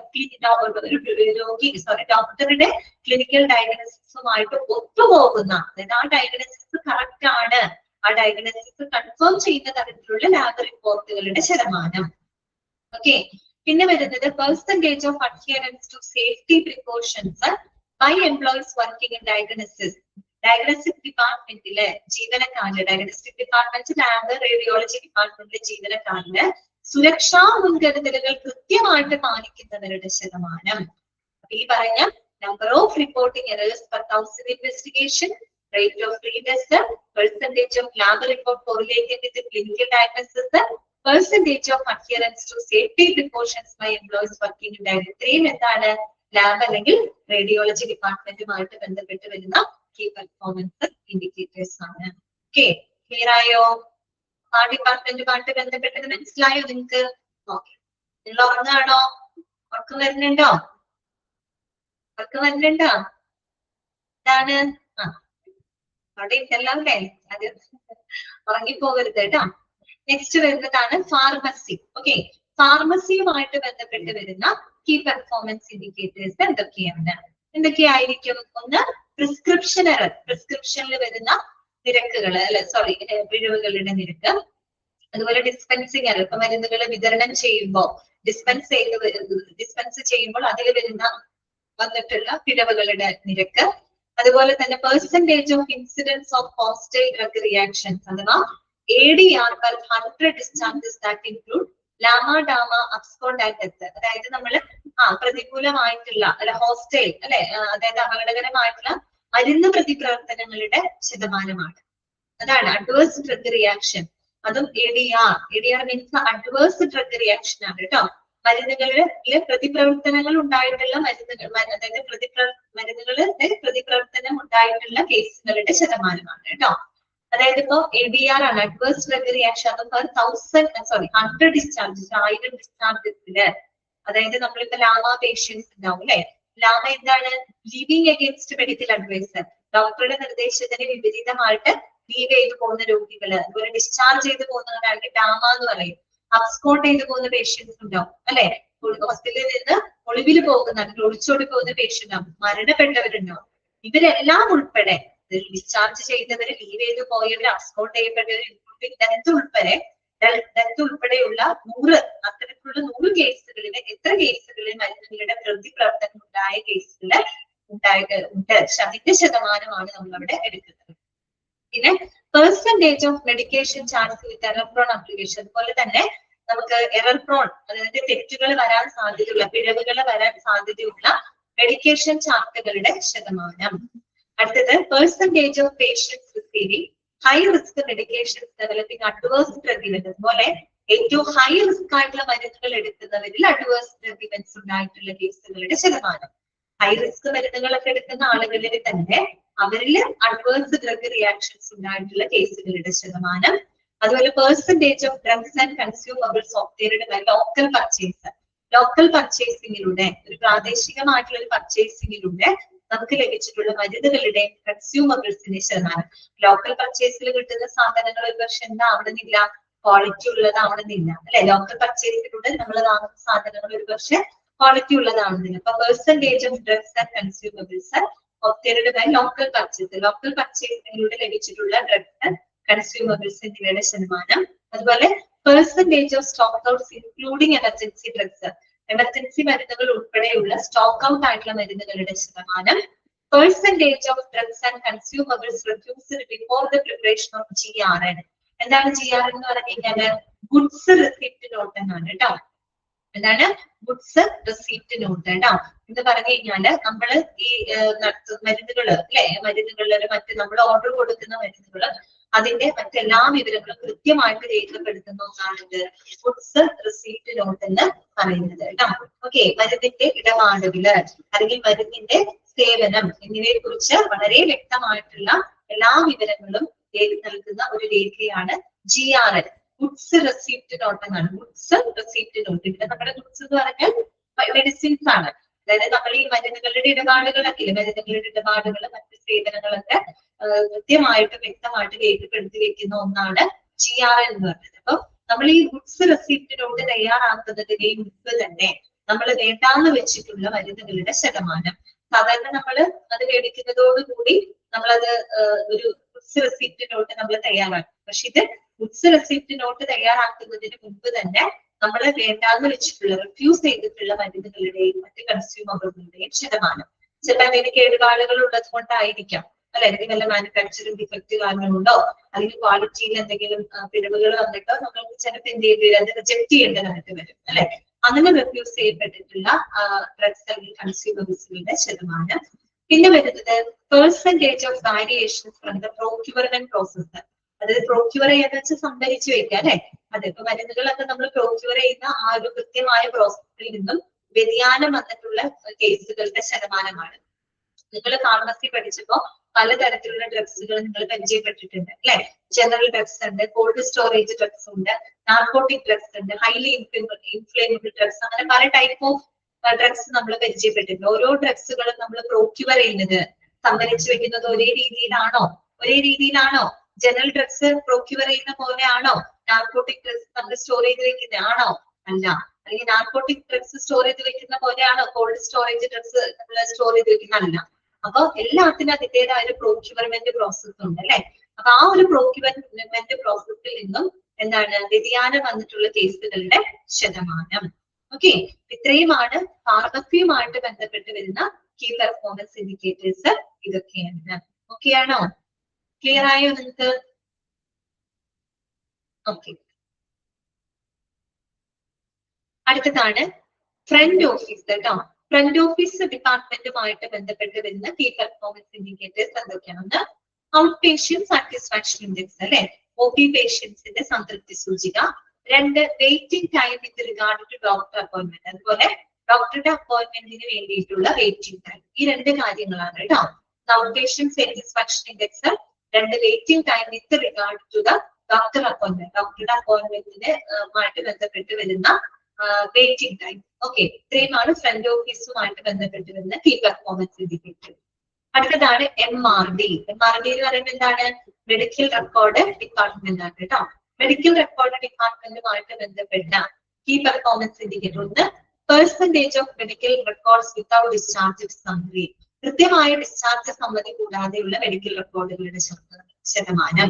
അതുപോലെ percentage of medical records not having ICD coding. അത് നിങ്ങൾ പഠിച്ചു. മെഡിക്കൽ റെക്കോർഡിൽ ICD coding, international classification of diseases എന്ന് പറയും. അതായത് നമുക്കറിയാം മെഡിക്കൽ റെക്കോർഡ് നമ്മൾ ആൽഫാ ന്യൂമറിക് ഉപയോഗിച്ച് കോഡ് ചെയ്തിരിക്കണം. അങ്ങനെ കൃത്യമായിട്ട് ICD കോഡിംഗ് ഇല്ലാത്ത മെഡിക്കൽ റെക്കോർഡുകളുടെ ശതമാനം. മൂന്നാമത്തത് percentage of medical records having imperfect or improper consent. അപൂർണമായതോ ശരിയല്ലാത്ത കൺസെന്റോട് കൂടിയിട്ടുള്ളതോ ആയ മെഡിക്കൽ റെക്കോർഡുകളുടെ ശതമാനം. അപൂർണമായതോ പ്രോപ്പർ കൺസെന്റോ ഇല്ലാത്ത മെഡിക്കൽ റെക്കോർഡുകളുടെ ശതമാനം. അടുത്തത് പെർസെന്റേജ് ഓഫ് മിസ്സിംഗ് റെക്കോർഡ്സ്, മിസ്സായ മെഡിക്കൽ റെക്കോർഡുകളുടെ ശതമാനം. അടുത്തതാണ് ഡെഡ് ഓക്യുപ്പൻസി റേറ്റ്. ഇതാണ് ഡെഡ് ഓക്യുപ്പൻസി റേറ്റ്. അപ്പൊ ആദ്യം എന്താണ് ഡെഡ് ഓക്യുപ്പൻസി റേറ്റ് എന്നുള്ളത് നമുക്ക് പഠിക്കണം. DOR എന്നാണ് നമ്മൾ ഷോർട്ട് ആക്കി പറയാം. അപ്പൊ നോക്കാം, the bed occupancy rate is a measure of utilization of the available bed capacity in a hospital. Underline ചെയ്യാട്ടോ. അതായത് നമ്മൾ സെന്റിലെ നിയർനെസ് പോലെയുള്ള ഒരു കാര്യമാണ്. എന്താണ് BOR അഥവാ ബെഡ് ഓക്യുപ്പൻസി റേറ്റ് എന്ന് പറഞ്ഞാൽ it is a measure of utilisation of the available bed capacity. ഒരു ഹോസ്പിറ്റലിൽ നമുക്ക് ലഭ്യമായിട്ടുള്ള ബെഡ്സുകളെ യൂട്ടിലൈസ് ചെയ്യുന്നതിന്റെ നിരക്കാണ്. അതായത് നമ്മുടെ ഹോസ്പിറ്റലിൽ എത്രത്തോളം ബെഡ് കപ്പാസിറ്റി ഉണ്ട്, എത്രത്തോളം ബെഡുകൾ ഉണ്ട്, അത് യൂട്ടിലൈസ് ചെയ്യപ്പെട്ട ഉപയോഗിക്കപ്പെട്ടിട്ടുള്ളതിന്റെ നിരക്കാണ്. അതാണ് ബെഡ് ഓക്യുപ്പൻസി റേറ്റ് എന്ന് പറയുന്നത്. It denotes the percentage of beds occupied by patients and in a defined period of time normally. ഇവിടെ എന്ന് പറയുമ്പോൾ ആ ബെഡ്സ് പേഷ്യന്റ് ഓക്യുപ്പൈ ചെയ്യുന്ന ആ ഒരു ബെഡ് ഉണ്ടല്ലോ, അതിന്റെ ശതമാനമാണ് നമ്മൾ ഇവിടെ കണക്കാക്കുന്നത് കേട്ടോ. ഓക്കെ, പിന്നെ വരുന്നത് LOS. LOS എന്താണ്? ലെങ്ത് ഓഫ് സ്റ്റേ ആണ്. Length of stay. Okay, then mortality rate, മരണനിരക്കാണ്. അടുത്തതാണ് പ്രൊപ്പോർഷണൽ മെറ്റേണൽ മോർട്ടാലിറ്റി റേറ്റ്. ഇതാണ് പ്രൊപ്പോർഷണൽ മെറ്റേണൽ മോർട്ടാലിറ്റി റേറ്റ്. അതായത് ആനുപാതിക മാതൃമരണ നിരക്ക്. മാതൃമരണ നിരക്ക് എന്ന് പറയുമ്പോൾ ഇവിടെ എടുക്കുന്നത് നമ്മളൊരു 15 വയസ്സ് മുതൽ 45 വയസ്സ് വരെയുള്ള സ്ത്രീകളില് പ്രസവം മൂലം മരണം സംഭവിക്കുന്നതിന്റെ നിരക്കാണ്. 15 മുതൽ 40-45 വയസ്സ് എന്ന് പറയുമ്പോൾ പ്രൊഡക്റ്റീവ് സ്റ്റേജ് ആണ്. അപ്പൊ ആ ഒരു എന്താണ് സ്ത്രീകളില് ഈ പറയുന്ന പോലെ പ്രസവ സംബന്ധമായിട്ട് മരണപ്പെട്ടവരുടെ നിരക്ക്. അതുപോലെ തന്നെ മറ്റൊന്നാണ് പ്രൊപ്പോർഷണൽ ഇൻഫന്റ് മോർട്ടാലിറ്റി റേറ്റ്, ആനുപാതിക ശിശു മരണ നിരക്ക് എന്ന് പറഞ്ഞ 1000 കുഞ്ഞുങ്ങള് ജനിക്കുമ്പോൾ അതില് മരണപ്പെട്ടു പോകുന്ന 1 വയസ്സിന് താഴെ മരണപ്പെട്ടു പോകുന്ന കേസുകളുടെ നിരക്ക്. ഓക്കെ, 1000 കുഞ്ഞുങ്ങള് 1000 ജനനം എടുത്തു വെക്കാൻ 1000 ജനനത്തില് എത്ര കുഞ്ഞുങ്ങൾ ഒരു വർഷം എത്തുന്നതിന് മുൻപ് മരണപ്പെട്ടു പോയിട്ടുണ്ട്. അതാണ് ഇൻഫന്റ് മോർട്ടാലിറ്റി റേറ്റ്. ആനുപാതിക എന്താണ് ശിശു മരണ നിരക്ക്. ഇതൊക്കെ എന്തുമായിട്ട് ബന്ധപ്പെട്ടതാണ്? ഇതുമായിട്ട് ബന്ധപ്പെട്ടതാണ് MRD, അതായത് മെഡിക്കൽ റെക്കോർഡ് ഡിപ്പാർട്ട്മെന്റുമായിട്ട് ബന്ധപ്പെട്ട് വരുന്ന ക്വാളിറ്റി പെർഫോമൻസ് ഇൻഡിക്കേറ്റേഴ്സ് ആണ്. ഓക്കെ, ക്ലിയർ ആണോ? ഓക്കെ ആണോ? ജസ്റ്റ് ഒന്ന് വായിച്ചു നോക്കി.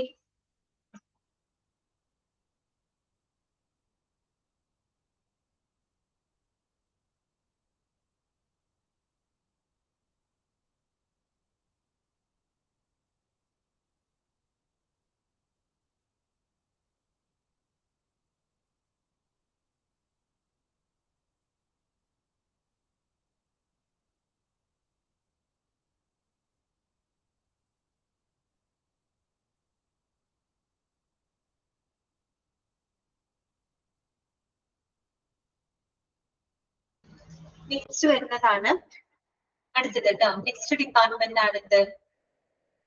അടുത്ത ഡിപ്പാർട്ട്മെന്റ് ആണ് HRM കേട്ടോ. അതായത് ഹ്യൂമൻ റിസോഴ്സ് മാനേജ്മെന്റുമായിട്ട് ബന്ധപ്പെട്ട് വരുന്ന കീ പെർഫോമൻസ് ഇൻഡിക്കേറ്റേഴ്സ് എന്തൊക്കെയാണ്? HRM കേട്ടോ, ഹ്യൂമൻ റിസോഴ്സ് മാനേജ്മെന്റുമായിട്ട് ബന്ധപ്പെട്ട് വരുന്ന കീ പെർഫോമൻസ് ഇൻഡിക്കേറ്റർ. അതിലൊന്നാമത്തെയാണ് എംപ്ലോയി സാറ്റിസ്ഫാക്ഷൻ ഇൻഡെക്സ് അഥവാ പെർസെന്റേജ് ഓഫ് എംപ്ലോയി സാറ്റിസ്ഫാക്ഷൻ. നമ്മൾ അവിടുത്തെ ജീവനക്കാരുടെ സംതൃപ്തിയുടെ ശതമാനം, ജീവനക്കാരുടെ സംതൃപ്തി സൂചിക എന്ന് പറയും.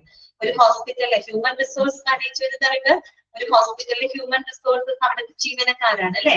ഓക്കെ, അപ്പൊ അവരുടെ സംതൃപ്തി സൂചിക എംപ്ലോയി സാറ്റിസ്ഫാക്ഷൻ ഇൻഡെക്സ് അഥവാ percentage of employee satisfaction. Okay, ജീവനക്കാരുടെ സംതൃപ്തിയുടെ ശതമാനം. അതുപോലെ employee attrition rate. Attrition rate എന്ന് പറയുന്നത് എന്താണ്? കൊഴിഞ്ഞു പോക്ക് എന്ന് പറയും, ടേൺ ഓവർ എന്നൊക്കെ പറയും. അതായത് ജോലി വേണ്ട, ജോലി മതിയാക്കി പോകുന്ന ജീവനക്കാരുടെ നിരക്ക്. എന്തെങ്കിലും സാഹചര്യങ്ങൾ കൊണ്ട് ജോലി വേണ്ട അല്ലെങ്കിൽ ജോലി ഉപേക്ഷിച്ചു പോകുന്ന ജീവനക്കാരുടെ നിരക്ക്. അതുപോലെ എംപ്ലോയി ആബ്സെന്റീസ് റേറ്റ്, ജോലിക്ക് ഹാജരാക്കാതിരിക്കുന്ന എംപ്ലോയീസിന്റെ ജീവനക്കാരുടെ നിരക്ക്. പിന്നെ percentage of employees R informed of employee rights, responsibilities and welfare schemes. ചുരുക്കി പറഞ്ഞാല് ജീവനക്കാരുടെ അവകാശങ്ങള്, അവരുടെ ഉത്തരവാദിത്തങ്ങള്, അവർക്ക് വേണ്ടിയിട്ടുള്ള ക്ഷേമ പദ്ധതികള് എന്നിവയെ പറ്റിയിട്ട് കൃത്യമായ അറിവും ധാരണയും ഒക്കെയുള്ള എംപ്ലോയീസിന്റെ ശതമാനം. മിക്കവാറും അവർ വല്ല യൂണിയൻ റെപ്രസെന്റേറ്റീവ്സോ അങ്ങനെയുള്ള ആളുകളൊക്കെ ആയിരിക്കും. മനസ്സിലായോ? ജീവനക്കാരുടെ അവകാശങ്ങള്, അവരുടെ ഉത്തരവാദിത്തങ്ങള്, അവരുടെ ക്ഷേമ പദ്ധതികള് എന്നിവയെ പറ്റി വ്യക്തമായ അറിവും വിവരവും ധാരണയും ഒക്കെയുള്ള എംപ്ലോയീസിന്റെ ശതമാനം. അടുത്തത് എന്താണ്? Percentage of staff provided pre exposure profile access. Percentage of staff provided pre exposure profile access നമ്മൾ നേരത്തെ പറഞ്ഞു അല്ലെ. അതായത് കൃത്യമായിട്ട് പ്രതിരോധപരമായിട്ടുള്ള അല്ലെ പ്രീ എക്സ്പോഷർ പ്രൊഫൈൽ ആക്സസ്, പ്രതിരോധ നടപടികൾ എടുത്തിട്ടുള്ള, അതായത് പ്രതിരോധ നടപടികൾ എടുത്തിട്ടുള്ള ജീവനക്കാരുടെ ശതമാനം. നമുക്കറിയാം, പ്രത്യേകിച്ച് ജീവനക്കാരാണ്, അവര് രോഗികളുമായിട്ട് സമ്പർക്കം പുലർത്തുന്ന ആൾക്കാരാണ് അല്ലെ. രോഗികളുമായിട്ട് ഇടപഴകുന്നത് കൊണ്ട് തന്നെ അവർക്ക് ഇൻഫെക്ഷൻസും മറ്റും വരാൻ ചാൻസ് കൂടുതലാണ്. അപ്പൊ അതോട് ഒഴിവാക്കാനായിട്ട് അവര് പ്രതിരോധ കുത്തിവയ്പ്പുകൾ അങ്ങനെയുള്ളതൊക്കെ എടുക്കണം. അത് തന്നെയാണ് ഇവിടെ ഉദ്ദേശിക്കുന്നത് പ്രീ എക്സ്പോഷർ പ്രൊഫൈൽ ആക്സസ്. ഇമ്മ്യൂണൈസേഷനും പ്രതിരോധ കുത്തിവയ്പ്പുകളൊക്കെ കൃത്യമായിട്ട് അവർ എടുത്തിരിക്കണം. കാര്യം അവര് ഹാൻഡിൽ ചെയ്യുന്നത് മുഴുവൻ രോഗികളെയാണ്. അപ്പൊ ആ രീതിയിൽ കൃത്യമായ പ്രതിരോധ മാർഗങ്ങള് സ്വീകരിച്ചിട്ടുള്ള സ്റ്റാഫുകളുടെ ശതമാനം. ഇത്രയും എല്ലാം എന്താണ്? ജീവനക്കാരുമായിട്ട് ബന്ധപ്പെട്ടതാണ്. അതുകൊണ്ടാണ് അത് ഹ്യൂമൻ റിസോഴ്സ് മാനേജ്മെന്റിനകത്ത് വന്നത്. അടുത്തത് എന്താണ്? ഡിസ്ചാർജ് സമ്മറിയാണ് കേട്ടോ. സോറി, അതായത് ഡിസ്ചാർജ് സമ്മറി, ഡിസ്ചാർജുമായിട്ട് ബന്ധപ്പെട്ട് വരുന്ന കീ പെർഫോമൻസ് ഇൻഡിക്കേറ്റർ ഒരെണ്ണേ ഉള്ളൂ നമുക്ക് പറയാം. എന്താണത്? ടൈം ടേക്കൺ ഫോർ ഡിസ്ചാർജ്, ഡിസ്ചാർജിന് എടുക്കുന്ന സമയം. അടുത്തതാണ് മെയിന്റനൻസ് ഡിപ്പാർട്ട്മെന്റ്. എന്താണ്? മെയിന്റനൻസ് ഡിപ്പാർട്ട്മെന്റുമായിട്ട് ബന്ധപ്പെട്ട് വരുന്ന കീ പെർഫോമൻസ് ഇൻഡിക്കേറ്റർ. അത് രണ്ട് നമ്മൾ പുതിയത് പഠിക്കുന്നതാണ്, അവിടെ പഠിക്കാത്തതാണ്. മെയിന്റനൻസ് ഡിപ്പാർട്ട്മെന്റുമായിട്ട് ബന്ധപ്പെട്ട് വരുന്ന കീ പെർഫോമൻസ് ഇൻഡിക്കേറ്റേഴ്സ് ഏതൊക്കെയാണ്? ഒന്ന്, critical equipment breakdown time. എന്താണ്? Critical equipment breakdown time, ബ്രാക്കറ്റിൽ biomedical equipment or general equipment. എന്താണ് critical equipment breakdown time എന്ന് പറഞ്ഞാല്? നമ്മൾക്ക് ക്രിട്ടിക്കൽ ആയിട്ടുള്ള എക്യുപ്മെന്റ്സ് എന്ന് പറയുന്നത് നമുക്ക് എപ്പോഴും ആശുപത്രിയിൽ ലഭ്യമായിരിക്കേണ്ട അല്ലെ, ലഭ്യമായിരിക്കേണ്ട എക്യുപ്മെന്റ്സുകൾ ഉണ്ടാവും. അത്തരം എക്യുപ്മെന്റ്സുകള് ഈ പറയുന്ന പോലെ ബ്രേക്ക് ഡൗൺ ആയിട്ടിരിക്കുന്ന സമയമാണ്. മനസ്സിലായോ? അതായത് ചില എക്യുപ്മെന്റ്സുകൾ നമുക്ക് ഒരു കാരണവശാലും അത് എന്ത് ചെയ്യാൻ പറ്റില്ല, ഉപയോഗിക്കാതിരിക്കാൻ പറ്റില്ല. ഇപ്പൊ ഒരു സിമ്പിൾ എക്സാമ്പിൾ പറയുമ്പോൾ ഒരു സ്റ്റെതസ്കോപ്പ് ഇല്ലാണ്ട് അവിടുത്തെ ചികിത്സ നടക്കും ഇല്ല. അല്ലെങ്കിൽ ഇപ്പൊ ഒരു എക്സ്റേ മെഷീൻ, അല്ലെങ്കിൽ ഒരു സ്കാനിങ് മെഷീൻ, ഇതെന്നൊക്കെ പറയുന്നത് ക്രിട്ടിക്കൽ എക്യുപ്മെന്റ്സ് ആണ്. നമുക്ക് എപ്പോഴും രോഗിയുടെ ചികിത്സയുടെ അല്ലെങ്കിൽ പരിചരണത്തിന്റെ ഭാഗമായിട്ട് അല്ലെ, പരിചരണത്തിന് വേണ്ടിയിട്ട് അതിന്റെ ഭാഗമായിട്ട് ഉപയോഗിക്കുന്ന ഉപകരണങ്ങളാണ് ക്രിട്ടിക്കൽ ആയിട്ടുള്ള എക്യുപ്മെന്റ്സ് അല്ലെ. അത്തരം എക്യുപ്മെന്റ്സുകളുടെ അത് എന്താണ്, പ്രവർത്തനരഹിതമായിട്ടിരിക്കുന്ന സമയമാണ്. എന്ന് വെച്ചാൽ അത് കേടുപാടുകൾ വന്നിരിക്കുന്ന ബ്രേക്ക് ഡൗൺ ടൈമാണ്. അതൊരു നല്ല സൂചനയല്ല. കാര്യം എത്രയും പെട്ടെന്ന് മെയിൻ്റനൻസ് ചെയ്ത് അതിനെ പ്രവർത്തനക്ഷമമാക്കി മാറ്റുക എന്നുള്ളതാണ് അതിന്റെ ക്വാളിറ്റി. അത്തരത്തിലുള്ള അതിപ്പോ ബയോമെഡിക്കൽ എക്യുപ്മെന്റ്സ് ആയിക്കോട്ടെ, മറ്റു പല ജനറൽ എക്യുപ്മെന്റ്സുകളായിക്കോട്ടെ, അത് പ്രവർത്തന രഹിതമായിട്ടിരിക്കുന്ന ഒരു സമയമാണ്. അതാണ് ക്രിട്ടിക്കൽ എക്യുപ്മെന്റ് ബ്രേക്ക് ഡൗൺ. അത്തരം എക്യുപ്മെന്റ് നമുക്ക് എപ്പോഴും ആവശ്യമായിട്ട് വരുന്ന ഒരു എക്യുപ്മെന്റ് കൂടിയാണ് കേട്ടോ. പിന്നെ അടുത്തതാണ് എക്യുപ്മെന്റ് യൂട്ടിലൈസേഷൻ റേറ്റ്, ബ്രാക്കറ്റിൽ OT-IC or general equipment. Operation തിയേറ്ററിൽ ഉപയോഗിക്കുന്ന എക്യുപ്മെന്റ് ആവാം, ICU ഉപയോഗിക്കുന്ന എക്യുപ്മെന്റ് ആവാം, ജനറൽ എക്യുപ്മെന്റ് ആവാം. പക്ഷെ നമ്മളത് എക്യുപ്മെന്റ്സുകൾ ഉപയോഗിക്കുന്നതിന്റെ നിരക്ക്, എക്യുപ്മെന്റ്സിന്റെ യൂട്ടിലൈസേഷൻ ഉപയോഗിക്കുന്നതിന്റെ നിരക്ക്, ഇത്രയും രണ്ടുമാണ് മെയിൻ്റനൻസ് ഡിപ്പാർട്ട്മെന്റുമായിട്ട് ബന്ധപ്പെട്ട് വരുന്ന കീ പെർഫോമൻസ് ഇൻഡിക്കേറ്റേഴ്സ്. ഓക്കെ, ഇത്രയും മതി. തന്നെ ഏകദേശം ബോറടിച്ചിട്ടുണ്ടാവും. നമ്മൾ വേറെ ഒന്നും അല്ല പറഞ്ഞത്, ഈ പെർഫോമൻസ് ഇൻഡിക്കേറ്റേഴ്സ് 32 എണ്ണം പഠിച്ചു. അതുകൂടാതെ നമ്മൾ എന്ത് ചെയ്തു, അതിനെ വിവിധ ഡിപ്പാർട്ട്മെന്റുകളുമായിട്ട് കണക്റ്റഡ് ആയിട്ട് വരുന്ന ക്വാളിറ്റി ഇൻഡിക്കേറ്റേഴ്സ് എന്തൊക്കെയാണ്, അതാണ് നമ്മൾ പഠിച്ചത്. ഓക്കെ, ക്ലിയർ ആണോ? ഇവിടുത്തെ കാര്യങ്ങളൊക്കെ നിങ്ങൾക്ക് മനസ്സിലായോ? ഓക്കെയാണോ എല്ലാവർക്കും? ഓക്കെയാണ്. അപ്പൊ ഇതിലെങ്ങനെ ക്വസ്റ്റ്യൻ നമ്മൾ പ്രതീക്ഷിക്കേണ്ടേ? ഏതെങ്കിലും ഒരു ഇൻഡിക്കേറ്റർ തരും, എന്നിട്ട് നിങ്ങളോട് ചോദിക്കുകയാണ് ഈ ഇൻഡിക്കേറ്റർ താഴെ പറയുന്ന ഏത് ഡിപ്പാർട്ട്മെന്റുമായിട്ട് ബന്ധപ്പെട്ടതാണ്. നിങ്ങളോട് ചോദിക്കുകയാണ് ഇൻസിഡൻസ് ഓഫ് എന്താണ് ബ്ലഡ് ബോഡി ഫ്ലൂയിഡ് എക്സ്പോഷർ എന്ന് ചോദിക്കുകയാണ്. Incidents of blood body fluid exposure അതൊരു ഇൻഡിക്കേറ്റർ ആണ്. ഈ ഇൻഡിക്കേറ്റർ ഏത് ഡിപ്പാർട്ട്മെന്റുമായിട്ട് ബന്ധപ്പെട്ടതാണ്? ഇത് നമ്മൾ പഠിച്ചത് വെച്ച് നിങ്ങൾക്ക് അറിയാം. ഏത് ഡിപ്പാർട്ട്മെന്റുമായിട്ട് ബന്ധപ്പെട്ടതാണ്? ഇൻഫെക്ഷൻ കൺട്രോൾ എന്ന് പറയുന്ന ഡിപ്പാർട്ട്മെന്റുമായിട്ട് ബന്ധപ്പെട്ടതാണ്. ശരിയല്ലേ? അതുപോലെ percentage of unplanned return to OT എന്ന് തന്നാൽ അത് ഏത് ഡിപ്പാർട്ട്മെന്റുമായിട്ട് ബന്ധപ്പെട്ടതാണ്? ഓപ്പറേഷൻ തിയേറ്ററുമായിട്ട് ബന്ധപ്പെട്ട് വരുന്ന കീ പെർഫോമൻസ്. ആ രീതിയിൽ ചോദ്യങ്ങൾ നമുക്ക് അവിടെ നിന്ന് പ്രതീക്ഷിക്കാം. നിങ്ങൾ കറക്റ്റ് ആയിട്ട് മനസ്സിലാക്കുക. ചില ഇൻഡിക്കേറ്ററുകൾ പല ഡിപ്പാർട്ട്മെന്റുകളിലും കോമൺ ആയിട്ട് വരുന്നുണ്ട്. ഓക്കെ, ഇത്രയേ ഉള്ളൂ കേട്ടോ.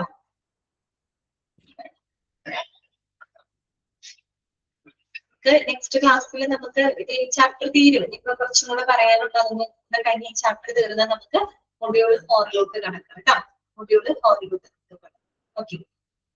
അപ്പൊ നമുക്ക് ക്ലാസ് വൈൻഡപ്പ് ചെയ്തോട്ടെ. എല്ലാവരും ഓക്കെ ആണോ? ക്ലാസ് വൈൻഡപ്പ് ചെയ്യാം അല്ലെ? ഓക്കെ, പിന്നെ അടുത്ത ഭാഗങ്ങളൊക്കെ കൃത്യമായിട്ട് വായിച്ച് മനസ്സിലാക്കുക കേട്ടോ. Okay, thank you.